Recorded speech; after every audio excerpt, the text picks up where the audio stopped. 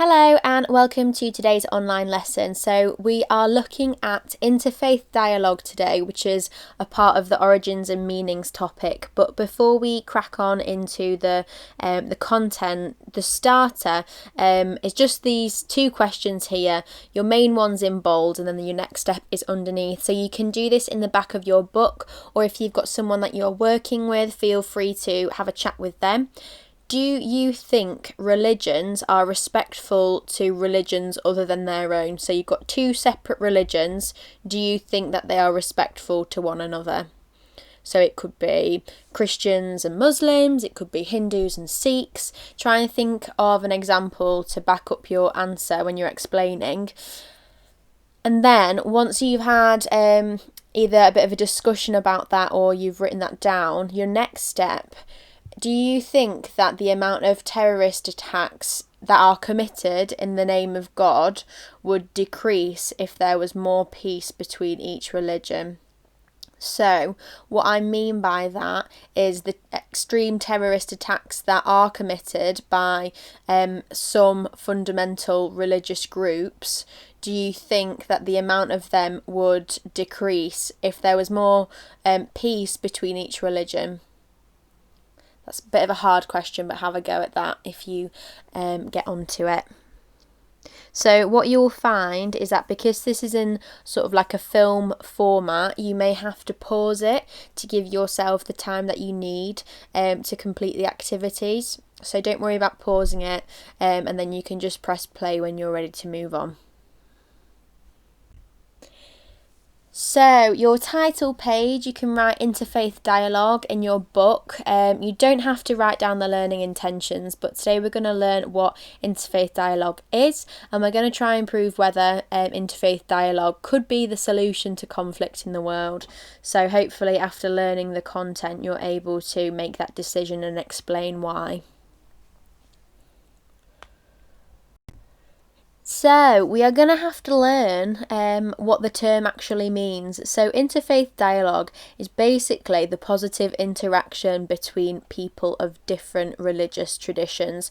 So you can see that picture there. It's quite helpful to use this picture when you're trying to think about what interfaith dialogue means. So you have a Muslim girl and a Christian girl smiling, sitting together, sort of sharing ideas on their different faiths. So you can see that's a positive interaction. So this is what we mean in the topic when we talk about interfaith dialogue, a nice cooperative interaction between people of different faiths. So either write this down in your book or you can think, pair, share with your partner if you're with someone. What do you think are the challenges which could rise up when a group of different religions come together to talk about their faith? So fair enough, that picture looks quite nice and happy, but is that always going to be the case when different religions come and talk about their faith? Probably not. There might be some confrontation there. And why do you think there is confrontation? What are the challenges when different religions come together to speak? So you can either discuss this or you can write it down after you've written down the definition of interfaith dialogue. And then after that, you have a little bit of a next step. Which religions, do you think are the most similar and therefore would find it easier to have a chat with one another about their faith?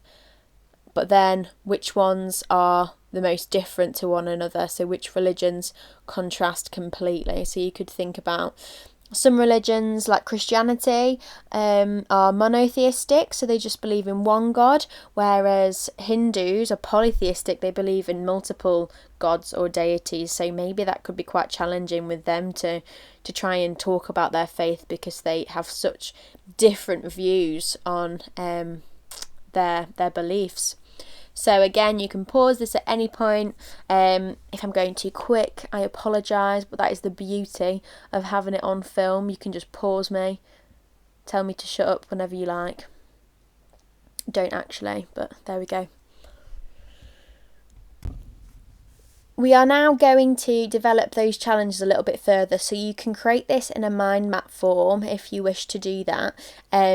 So you can have negatives of interfaith dialogue in the middle, and then you can have 3 arrows that are coming off which is what I'm going to explain now. So the first negative that could come about through interfaith dialogue is using people as scapegoats. So what this means is when people are used to excuse a problem. For example, Hitler blamed the Jewish people for the bad economy in Germany. So he turned a lot of people against Jewish people because he didn't like them. It's different faith to his own. He wasn't happy with them, so he used them as an excuse for a problem, and that is possible when you have people of different faiths speaking to one another. It's not always going to bring about rainbows and sunshine. They might not like them, and it could create using people as scapegoats. Your next one is that having interfaith dialogue could lead to discrimination and racism. Some people experience this because of having a different background. So you can see this image here does that nicely. The white guy with the blonde hair is getting the job because he's ticked all the boxes that they wanted. They're discriminating against any disabled people, old people, other people of different ethnicities. So it may lead to discrimination and racism. And finally, it could also similarly lead to prejudice. So people not liking a certain religion or showing prejudice against them. For example, in the current climate, some religious groups like Muslims face a lack of respect and mistrust from the rest of society due to extreme groups within their religion. So not all Muslims are terrorists. However, with things like headlines displaying that terrorism, linking it to Muslims all the time, people in wider society, if they just believe what they hear on the news, they're going to think that all Muslims are terrorists, and therefore they're going to hold some prejudice, or there's a lack of distrust with the Muslim community. So it can be negative, this interfaith dialogue. However, there are also some positives of interfaith dialogue. So away from the doom and gloom, let's think positively now. So one thing that's really, really good about sort of getting to know other people of different faiths is you can discover new music that you had no idea about. So you're not just limiting yourself to English music. You could be sort of finding out about Pakistani music, Hindu music, really funky things that's new to you. Also, different hobbies. You think about yoga. Yoga is not an English sport. It comes from the Hindu background. So that's something new. By talking to someone of a different faith, you can learn different hobbies that you might end up loving. Most importantly, think about the food. You can have new types of food just by experiencing, sort of maybe going for dinner with another family that has a different religion to yours. And then most importantly, respect. You can build up a new respect and tolerance for different religions other than your own. Again, pause this at any point so you can write down different things. If you do want to explain it, you can rewind it as well. Next, there is this video from a TED Talk, and I would like you to create a mind map with Interfaith Amigos in the middle and write down key points that you want to take away from it. You can also write down questions that you might that might stem from this discussion of these three guys. So you can either, it'll be really long, but type in the URL code, or you can just type in YouTube Interfaith Amigos TED Talk. So create a mind map and then write down questions that might stem from this discussion and write down key points that you take away from it. So, just like a summary part, it's not the end, unfortunately, sorry, but I just want to see how you're getting on. Confidence levels. How do you feel about being able to describe what interfaith dialogue is? So if you're working with someone, again, can you explain to the other person what the definition of interfaith dialogue is? Can you create an example with it just to sort of back up your claim? Or you can write it down. You can write it down in the back of your book where you can't see it, and test yourself, see how you get on. Now we are going to move on to examples within the Catholic Church from Pope Francis. So these are examples that you can use in essay responses to sort of bring in a source of authority, an example, to get you extra marks. There is a practice question at the end of this lesson that can help you sort of test your knowledge on what you've learned and put it into like an exam response. And this is what you would include within that exam response, these examples. So look at the examples on the following slides and make notes of a couple that you think demonstrates how Pope Francis sets an example for the Catholic faith. So your first example is Pope Francis washing the feet of Muslim refugees.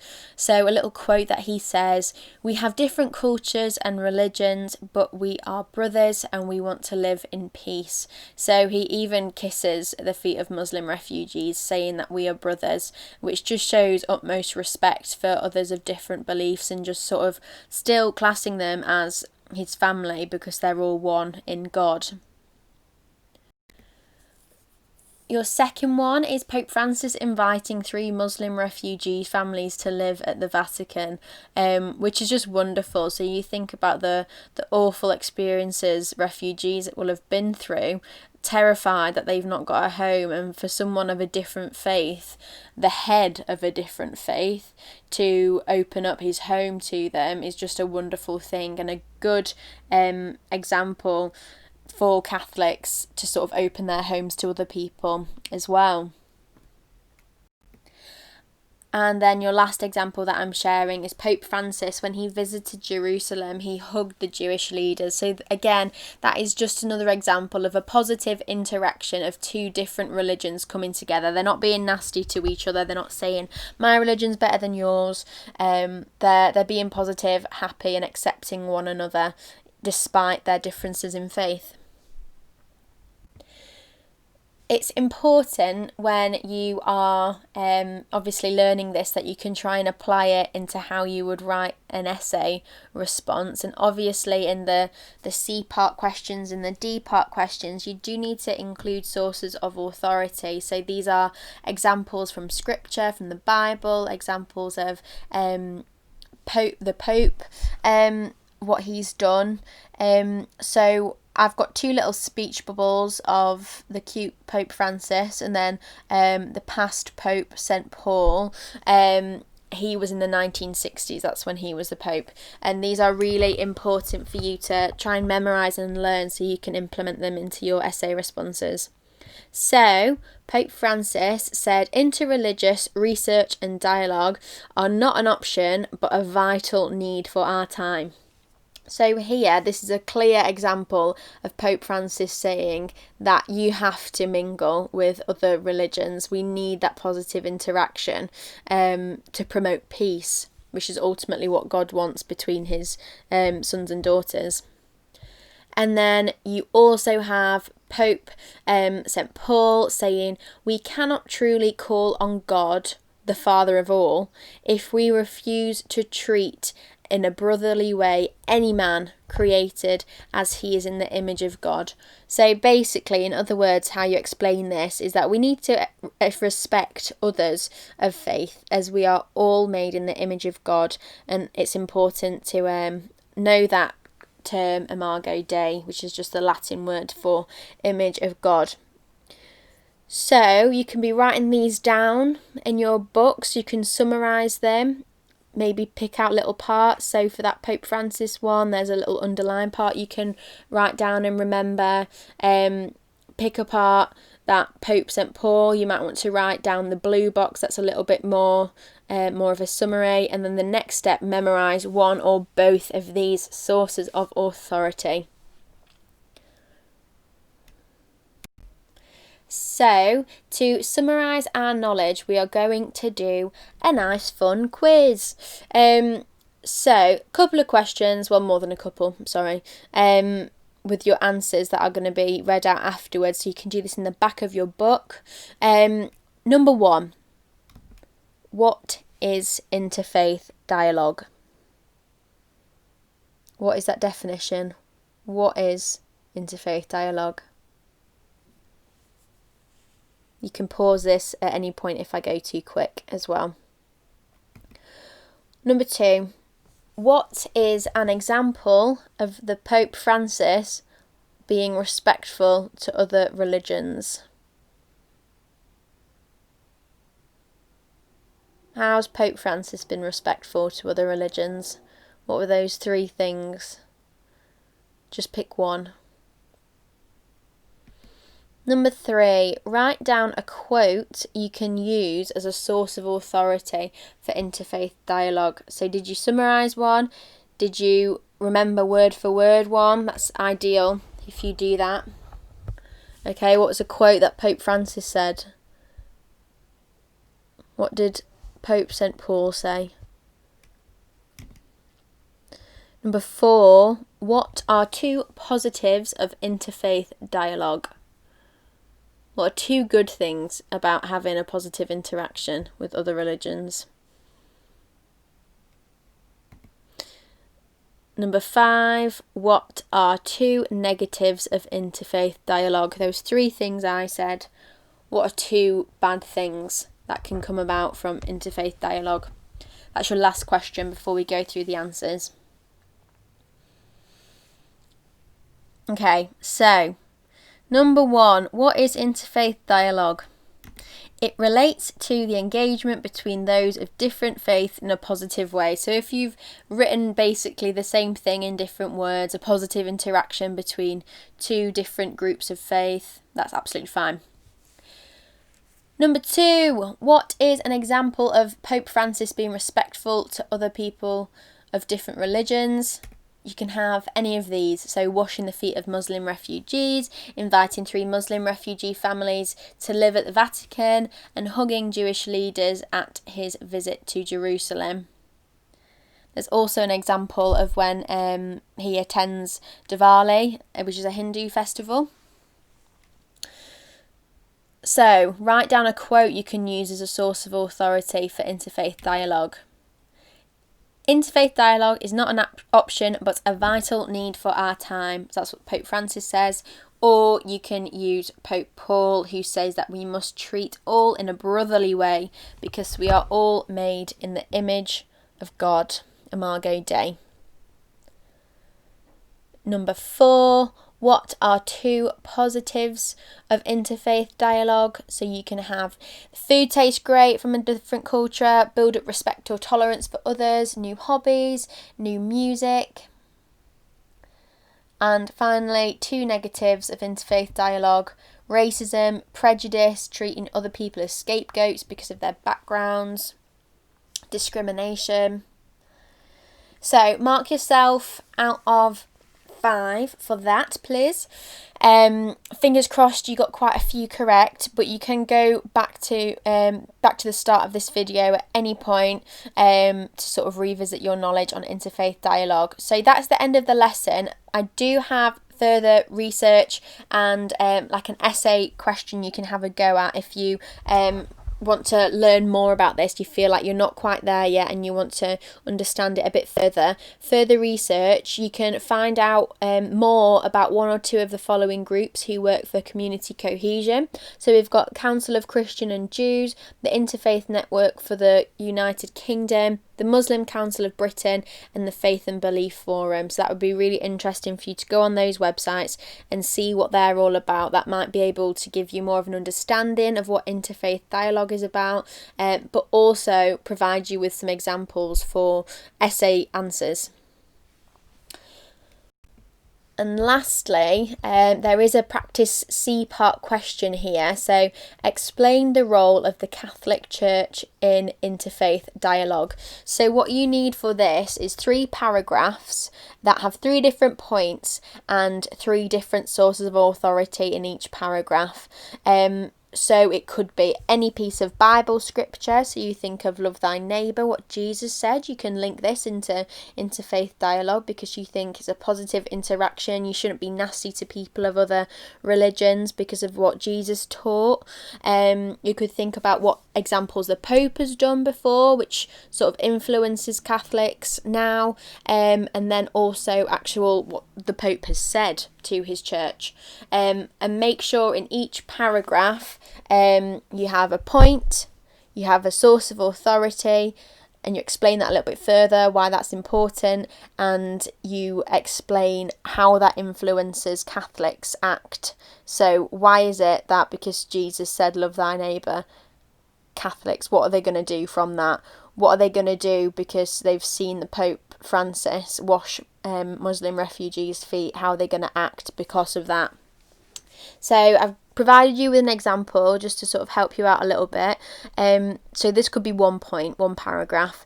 Those who follow the Catholic Church would argue that it is important to interact positively with those of other faiths. For example, the leader of the Catholic Church, Pope Francis, welcomed 3 Muslim refugees' family to live at the Vatican.